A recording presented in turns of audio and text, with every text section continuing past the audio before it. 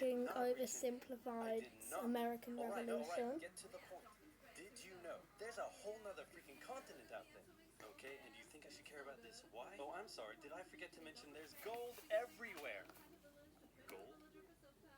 Gold?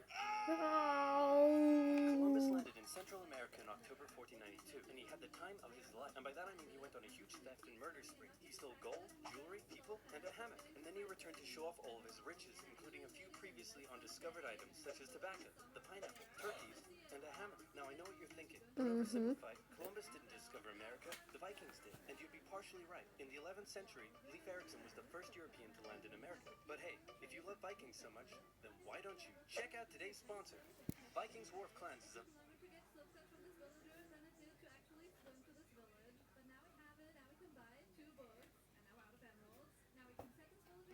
Oversimplified. Now, where was I? Oh yeah, Columbus, time of his life, hammock. And suddenly the race was on to explore and conquer the New World. After a couple centuries of warring with the natives and each other, the European powers had claimed quite a lot of land, including this area, which both the English and the French claimed as theirs. One day the French said, I'm gonna build some forts along here. And the English were like, could you not? And the French said, sorry, but no, I could not. And they went ahead and built their forts, which pissed off the English, so they sent an up-and-coming British lieutenant colonel by the name of George Washington with a combined force of British troops and Native Americans. After a short battle, the French commander said, all right, we surrender. Okay, boys, pack it up. There's surrender. Oh, sorry, was I not meant to split his head open with a tomahawk? Don't worry, it's not like this will start a 7-year-long major global conflict. And what happened next was a 7-year-long major global conflict, which Great Britain won. At the peace negotiations, Spain gave up Florida, while France gave up all of its territories in North America. But Britain's victory came at a cost, a £60 million cost. They were now broke, in a lot of debt, and had to come up with some way to repay it. So they went to the colonies and said, okay, listen up. So a huge part of the war was spent protecting you from the French, and now we have no money because of it. So... I'm not sure what you're saying here. Okay, so we spent a lot of money protecting you from the French, right? Right. And now we're broke. That certainly is a pickle. Listen to me. We spent all of our money protecting you, and now we need money. Yeah? Can you please pay us back some money? No. Okay, we're just gonna go ahead and tax you. In 1764, Britain introduced the Sugar Act, forcing the colonists to import sugar and molasses exclusively from the British and to pay duties on them. Then a year later, they introduced the extremely controversial Stamp Act, and it worked a little something like this. Hello, shopkeep. Hello, Mr. Bungleberry. Here's the deed for your new shack. Stamp. That'll be 3 pence, please. Wait, what was that? It's the new tax. I get a stamp on any paper or documentation I make, and you have to pay for it. Would you like to see this pamphlet that explains everything? Yes, please. Okay. Stamp. 2 pence, please. This is awful. You know what? Just give me a deck of cards so I can go gamble my pain away. Okay. No. Don't do it. Damn. Obviously, the colonists were like, hey, my dudes, this new tax legislation right here, this is BS. Until now, they had enjoyed relative freedom. I saw pants. I saw pants, or is it underwear in America in the background? That was funny. To rule themselves, and now suddenly Britain was asserting its control. They were especially unhappy because they didn't have any representatives, and the goods were boycotted, and anyone loyal to the British found themselves increasingly harassed. The whole thing actually began to take quite a toll on British business, and after just a couple years, the British were forced to repeal the Stamp Act. But we still desperately need money. What should we do? We could try taxing the colonies. Great idea. Wait, didn't we literally just try that miserably? Man, look at me. I look fabulous. Have you ever seen such a handsome boy? Wow. Sorry, Georgie. No way. You're the handsomest, smartest, most popular king that ever lived, and everybody likes you. You're doing such a good job. Your Majesty? Oh, you're still here. Get the hell out. So in 1766, the British made a declaration saying, we can do what we want because we're in charge, and you can all go suck it. Then they levied a whole bunch of new taxes on the Americans via import duties. Glass? There's a tax for that. Lead? There's a tax for that. Paper? Tea? Tax. Oil? There's a tax for that. And once again, the Americans boycotted the goods. British business felt the pinch, and the British had to back down.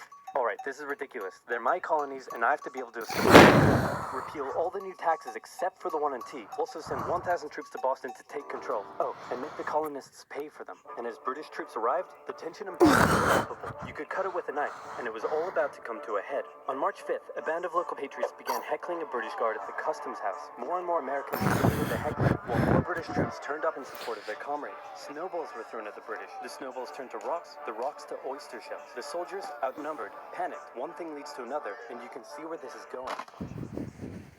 5 civilians were killed. The Patriot press throughout the colonies declared the Boston Massacre an unwarranted crime committed against the people of Boston by the cruel British, and the They call it the Boston Tea Party now. anger continued to grow. A British revenue schooner that ran aground in Rhode Island was burned by the locals. When it came to light that the governor of Massachusetts supported the suppression of the colonists, his house was burned by the locals. And next, the colonists would set their sights on the remaining tax on tea. On December 16th, 1773, a band of patriots known as the Sons of Liberty disguised themselves as Indians, marched down to Boston Harbor, boarded a British merchant ship loaded with tea, and in front of thousands of spectators, threw nearly 10,000 pounds worth of tea overboard.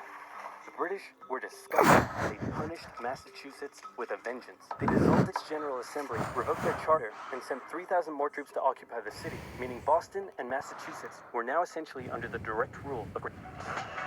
Enjoy 3 meals per day, soft drinks on tap. 1,000 more. And oh boy, were the people pissed. 56 delegates from 12 colonies gathered and met in Philadelphia at the First Continental Congress, and the roll call read like a who's who of America's finest thinkers. I'm talking lawyers extraordinaire Johnny A. and Johnny J., experienced military commander George Washington, businessman and future alcoholic beverage Samuel Adams, fiery orator Patty H., guy who married a rich lady, A.J. Dickinson, and while he worked at the First Congress, soon names like James Madison, Benjamin Franklin, Thomas Jefferson, and much later Alexander Hamilton would also sign in the Continental Congress. The question now, though, was what to do about the British. After much bitter debate and disagreement, they eventually agreed on an amazing solution. They would simply ask the British to stop. Can you stop? Then tell the local militias to start arming and be ready at a minute's notice. And across the colonies, these men stood ready for the beginning of the American Revolutionary War. Now, having your colonies in open rebellion is one thing. Once they start arming themselves, that's when it really hits the fan. So British General Thomas Gage ordered 7 men from Boston out into the rebel-controlled Massachusetts countryside to destroy stores of arms and ammunition held by the rebels in Concord. The British set out in the middle of the night. Patriots, including Paul Revere, rode ahead to warn the British coming, giving the rebels time to prepare. The two sides met in Lexington as the sun began to rise. They faced off against each other, and in the confusion, somebody shot first. The shot heard around the world marked the beginning of the American War of Independence. The rebels were outnumbered and had to fall back to Concord as the British split up to search for rebel supplies. However, more and more Patriot rebels kept showing up, and this time it was the British who were outnumbered as more fighting kicked off in Concord. The most professional army in the world was forced to flee back to Boston at the hands of local, poorly trained militiamen. And all along the British route back to Boston, Patriot rebels continued to gather and open fire on the retreating British.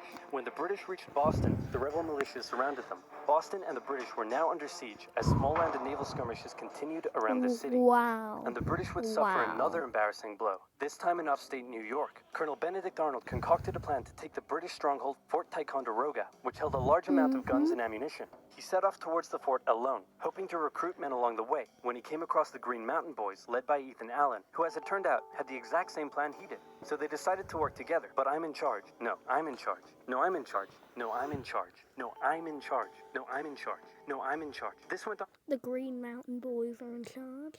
for some time, until the Green Mountain Boys threatened to go home, and Arnold had to concede. The group raided the fort at night while the Redcoats were asleep, and they caught them completely by surprise, taking the fort and all of its munitions with almost no resistance. Wow, great job, Ethan. Very impressive. By the way, what happened to that other guy we sent to take the fort? Who? Benedict Arnold. Never heard of him. Ouch. What the fuck? Nobody knew what was going on. The colonies were in open rebellion, and for now, they even seem to be winning. So King George finally the general what we have and ordered the rebellion to be now immediately. Okay, the British are definitely going to retaliate for all of this, so we should probably put together a proper army. First, we need to pick a commander-in-chief, and I think we can all agree that that job should go to the man, the myth, the legend, George Washington. My friends, I'm humbled and honored that you would consider me for such an important role. I did not expect this. All right, you've been showing up in a military uniform every day for the last 10 months. We all know you wanted this, so cut the crap, George. Dude. Uncool. So Washington began his journey up to Boston to take command of the newly established Continental Army, just as the British made their first major attempt to break the siege. They made plans to take the high ground on Bunker Hill, but spies warned the Continentals of the British plans, so they fortified Bunker Hill and set up defensive positions on nearby Breed's Hill. The day of the battle came, and as the British advanced, large Continental gunfire was opened up on them. Twice they tried to climb the hill, twice they were pushed back. The battle lasted 3 hours until the Continentals finally ran out of ammunition and had to retreat, allowing the British to take the hill. While technically a British victory, they suffered nearly 1,000 casualties to the Continentals' 400. The colonists showed the British that this wasn't just a rebellion, it was war, and they were ready for it. But one thing they weren't sure about was why they were fighting. While some radicals were starting to throw around the I word, most would eventually repair their relationship with Great Britain. So they sent a letter to King George saying, "Hey man, looks like things aren't going your way. Remove the taxes and let's be friends. I'm gonna kick your ass. Send that to the colonies. Your Majesty, your handwriting is terrible. Are you sure? Just do it." What does it say? He's gonna lick my... Gross.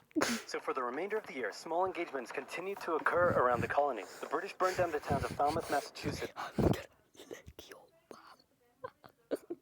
Really, man? and Norfolk, Virginia, as revenge for earlier anti-British incidents. These actions played right into the hands of Patriot propaganda. Overseas, the British were seen as brutes, and the French and Spanish would soon begin sending supplies to the rebel cause. During this time, there was also minor fighting going on between Patriot and Loyalist militias in the southern colonies. Benedict Arnold was still on a mission to win some personal glory for himself, so he headed up an attempt to invade Canada in a two-pronged attack. The Continentals managed to capture some British forts and the city of Montreal, but a harsh snowstorm with some smallpox on the side saw them defeated and pushed back at Quebec City, and they were forced to retreat all the way to Fort Ticonderoga. Speaking of which, remember all those guns and ammunition? Well, this guy's got a plan for what to do with it. He uses oxen to drag 120,000 pounds of artillery for 2 months through the harsh winter, 300 miles all the way to Washington and his Continental Army surrounding Boston. Boom.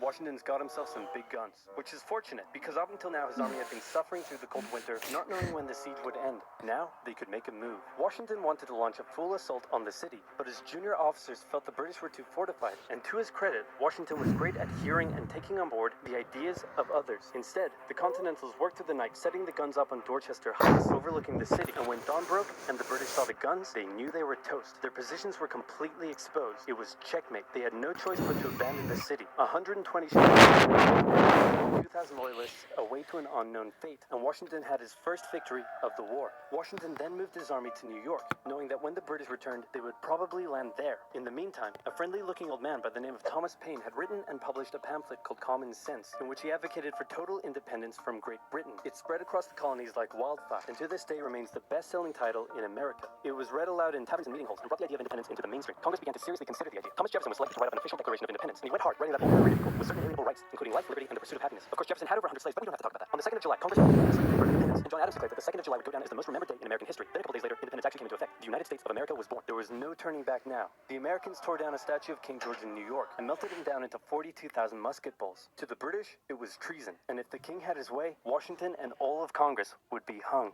Speaking of the British, guess who's back?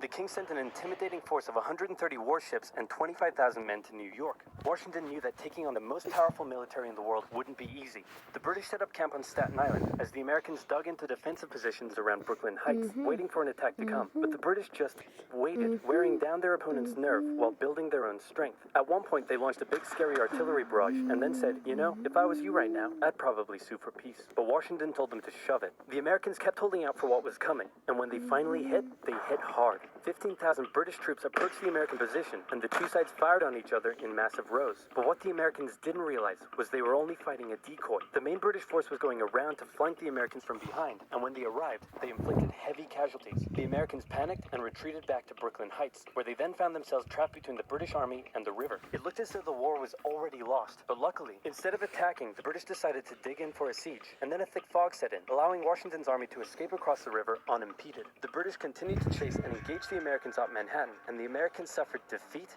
after defeat after defeat. It was a disaster. Washington's leadership was called into question, as thousands of American POWs were left to rot as traitors. Washington's army fled through New Jersey all the way down to Pennsylvania. Rarely had an army been so badly beaten, yet survived to fight another day.